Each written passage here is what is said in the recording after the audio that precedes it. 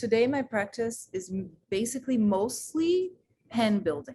Hand building is literally making with your hands.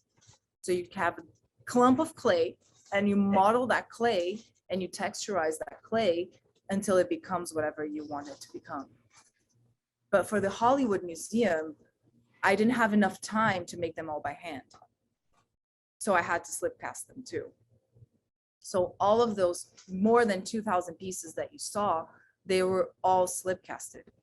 But before, I made all of my molds. I made 50 variants of coral types, and I made the molds from my sculptures.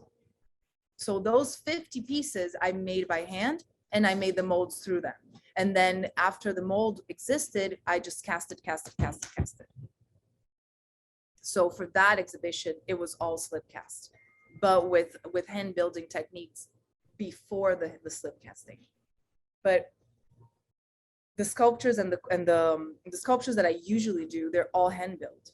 I usually do not use slip cast. So my process is super slow. So for example, this piece. This is all hand built. This is a bunch of different hand building techniques that I use, which are coiling and slabbing and carving and a bunch of things that I use to do with my hands so I can get to this state, which, you know, and I make each individual thing and then I attach it to the base.